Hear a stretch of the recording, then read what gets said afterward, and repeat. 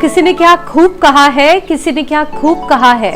कि जो इंसान दुनिया में खुद को पढ़ सकता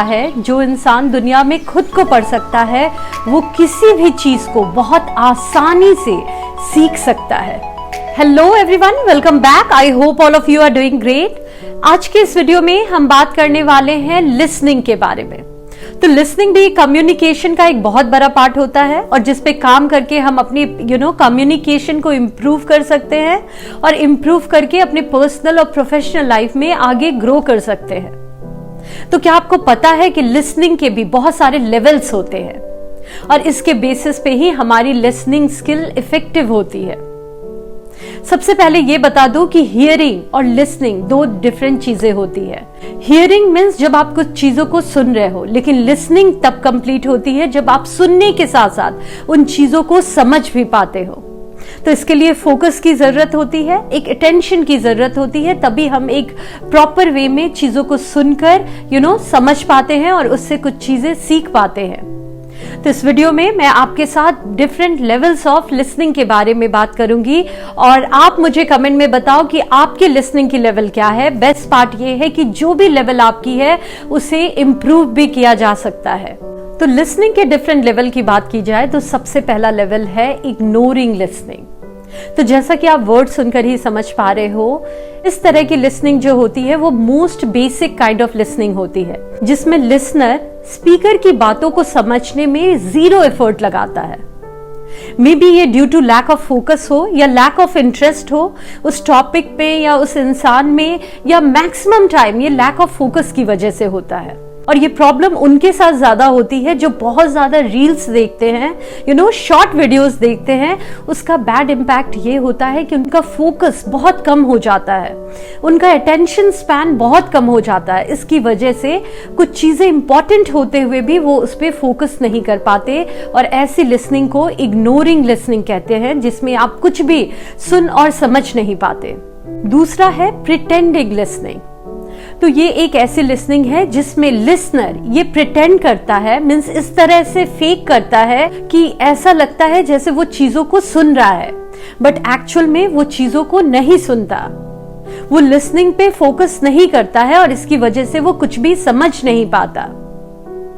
इसका मैं एक बहुत ही अच्छा एग्जाम्पल दूंगी जो रिसेंटली मेरे साथ हुआ है। एक्चुअली ये मेरी हैबिट तो नहीं है, जनरली मैं ऐसा नहीं करती, बट अभी कुछ दिन पहले ये हुआ कि मैं अपने भाई से बात कर रही थी। तो उनकी फ्लाइट थी बैंगलोर से रांची के लिए, और वो मुझे सारी चीजें बता रहे थे कि कुछ बहुत अर्जेंट था, उनकी हेल्थ कंडीशन सही नहीं थी, इसलिए वो बैंगलोर से रांची की फ्लाइट लेकर सडनली आ गए। अब जब मैं उनसे बात कर रही थी उस समय मैं फेसबुक पे कुछ वीडियोस देख रही थी, तो मैंने उनके कॉल को पिक कर लिया, स्पीकर में कर लिया और मैं उनकी बातों को भी सुन रही हूँ, इधर वीडियोज भी देख रही हूँ। तो ऐसे में what I feel, I was pretending कि मैं उनकी बातों को सुन रही हूँ, लेकिन मेरा अटेंशन फुल्ली उनकी बातों पे नहीं था। इसमें क्या हुआ कि जब वो अपनी बातों को बता रहे थे तो मैं सुन रही थी, हाँ कह रही थी, हाँ अच्छा ओके, और लास्ट में मैंने कहा अच्छा फिर आप आओगे कब? और उन्होंने कहा कि अरे मैंने अभी तो बताया कि मैंने सुबह की फ्लाइट ली और अभी मैं रांची पहुंच भी गया हूं। और तब मुझे रियलाइज हुआ कि इस तरह की listening one of the worst listening होती है जो हमें नहीं करना चाहिए। तो जब भी आप किसी से बात करो, आप पूरा अटेंशन दो, पूरा फोकस दो, जो भी काम कर रहे हो, अगर कुछ देख भी रहे हो तो उन चीजों को हटा दो और उसके बाद उन जिससे भी बात कर रहे हो उसकी बातों को आप सुनो और समझो। आइदर आप फेस टू फेस बात कर रहे हो या टेलीफोनिक कन्वर्सेशन है, आप उनकी बातों को सुनने की कोशिश करो, क्योंकि एनी हाउ आप इन चीजों में फंस जाओगे। जब उन्होंने कुछ क्वेश्चन पूछा तो मैं उन बातों में फंस गई। तो यही होता है जब आप प्रिटेंड करते हो कि आप चीजों को सुन रहे हो, तो ये हमें इग्नोर करना है। नेक्स्ट है सिलेक्टिव लिसनिंग। तो ये एक ऐसी लिसनिंग होती है जिसमें लिसनर सारी चीजों पे नहीं बल्कि कुछ पर्टिकुलर चीजों पे फोकस करता है, उस पे अपना अटेंशन देता है और सडनली ऐसा साउंड करता है जैसे उन्हें सारी चीजें समझ में आ रही है। वो सारी चीजों को केयरफुली सुन रहा है, बट एक्चुअली वो सारे कन्वर्सेशन पे ध्यान नहीं देता। कन्वर्सेशन के कुछ पार्ट पे उसका फोकस होता है और उस कैची वर्ड को यूज करके या कुछ कुछ सेंटेंस को यूज करके वो ऐसा साउंड करता है जैसे वो चीजों को समझ रहा है। ये भी एक करेक्ट वे ऑफ लिसनिंग नहीं है, हमें इसे इम्प्रूव करना चाहिए, क्योंकि अगर आप ऐसा करोगे तो बहुत हद तक मिसअंडरस्टैंडिंग की, मिसकम्युनिकेशन की चांसेस हो सकती है, क्योंकि आप पूरे डिटेल्स पे ध्यान नहीं दे रहे हो।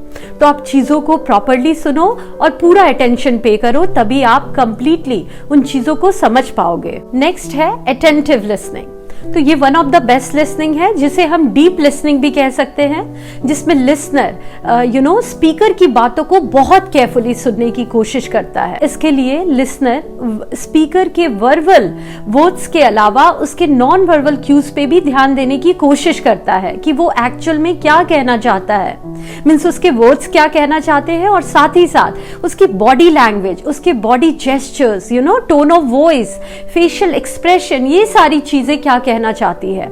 और इस वे में वो लिसनिंग काफी इफेक्टिव हो जाती है। साथ ही साथ इस अटेंटिव लिसनिंग के प्रोसेस में लिसनर बहुत हद तक स्पीकर के प्रोस्पेक्टिव को भी समझने की कोशिश करता है कि वो क्या कहना चाहता है और किस वे में कहना चाहता है। तो ये one of the best listening है, इससे हम बहुत चीजों को समझ पाते हैं, एक ट्रस्ट बिल्ड कर पाते हैं अपने रिलेशनशिप में और लाइफ में आगे बढ़ पाते हैं। लास्ट लेवल है एम्पैथेटिक लिसनिंग। ये one of the highest level of listening है। इसके लिए आपको ग्रेटेस्ट अमाउंट ऑफ मेंटल और इमोशनल एनर्जी की जरूरत होती है। ये बहुत हद तक सिमिलर होता है अटेंटिव लिसनिंग की तरह, लेकिन ये उससे भी ज्यादा डीप होता है, क्योंकि इसमें लिसनर सिर्फ स्पीकर की प्रोस्पेक्टिव को नहीं समझता, बल्कि अपने ओपिनियन, अपने जजमेंट को भी साइड हटाकर एग्जैक्टली उसी वे में चीजों को सुनता है, समझता है और उसे फील भी कर पाता है। कहते हैं ना, stepping into the shoes of others. तो उसी वे में वो उसके लेवल पर आकर उन चीजों को एग्जैक्टली उसी वे में समझता है, सुनता है, और अगर कुछ चीजें हैं तो उसे एग्जैक्टली उसी वे में फील भी कर पाता है।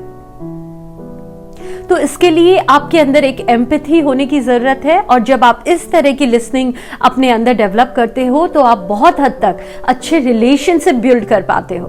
तो ये सारे लिसनिंग के लेवल थे। आप कमेंट में बताओ कि आपकी कौन सी लिसनिंग है, और आपको ये वीडियो कैसा लगा ये भी मुझे कमेंट में बताओ, क्योंकि आपके कमेंट से मैं बहुत ज्यादा मोटिवेटेड फील करती हूँ। एंड मैं ये कहूंगी कि आई होप ये वीडियो आपके लिए यूजफुल हो।